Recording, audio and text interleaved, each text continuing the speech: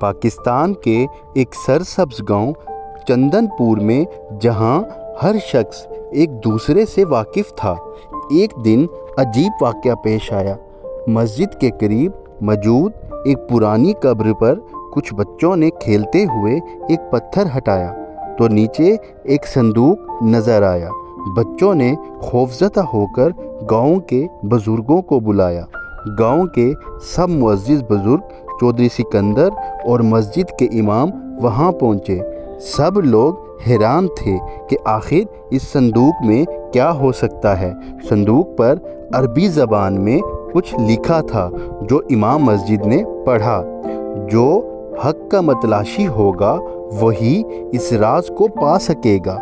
صندوق کھولا گیا تو اس کے اندر ایک پرانا کاغذ ملا جس پر ایک نقشہ اور ایک تحریر تھی۔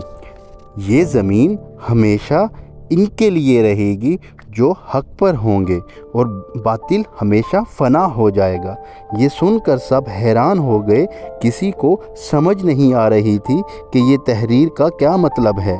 کچھ بزرگوں کا کہنا تھا یہ گاؤں کے ماضی کا کوئی چھپا ہوا راز ہو سکتا ہے، جبکہ کچھ کا خیال تھا یہ محض ایک پرانی تحریر ہے جس کا کوئی مطلب نہیں۔ مگر گاؤں کے نوجوان حمزہ کو ایسا محسوس ہوا جیسے یہ کوئی بڑا اشارہ ہے۔ اس نے امام صاحب سے اجازت لے کر اس راز کو کھولنے کا فیصلہ کیا۔ حمزہ اور اس کے دوستوں نے اس نقشے پر باغور جائزہ لیا اور محسوس کیا کہ یہ گاؤں کے پرانے کنویں کی طرف اشارہ کر رہا ہے۔ وہ رات کے وقت کنویں کے پاس پہنچے جہاں انہیں کچھ مٹی ہٹی ہوئی نظر آئی، جیسے حال ہی میں کسی نے وہاں کچھ کھودا ہو۔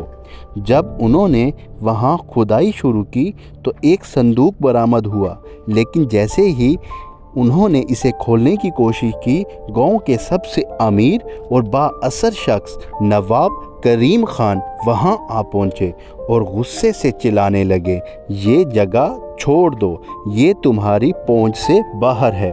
سب حیران رہ گئے۔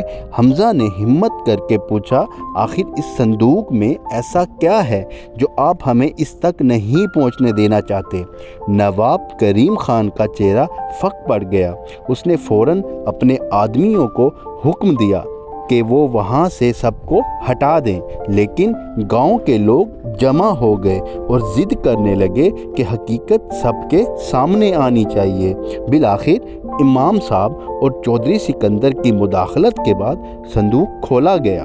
اندر ایک پرانا معاہدہ رکھا تھا جس میں لکھا تھا کہ گاؤں کی یہ زمین ہمیشہ گاؤں کی ملکیت رہے گی اور کوئی بھی شخص انہیں فروخت نہیں کر سکتا۔ یہ پڑھ کر سب حیران رہ گئے۔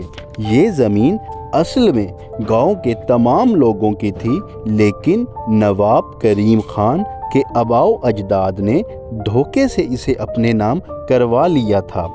نواب کریم خان پسینے میں شرابور ہو چکا تھا۔ یہ سب جھوٹ ہے، اس نے چلانے کی کوشش کی، مگر امام صاحب نے مسکرا کر کہا، حق کبھی نہیں چھپ سکتا۔ یہ انکشاف پورے گاؤں کے لیے ایک دھماکے سے کم نہ تھا۔ نواب کریم خان کو مجبوراً گاؤں کی زمینوں پر اپنا قبضہ چھوڑنا پڑا اور وہ ہمیشہ کے لیے گاؤں سے نکل گیا۔ یہ دن گاؤں کے لوگوں کے لیے خوشی اور فخر کا دن تھا، کیونکہ وہ جان گئے تھے کہ حق ہمیشہ جیتتا ہے اور باطل ہارتا ہے۔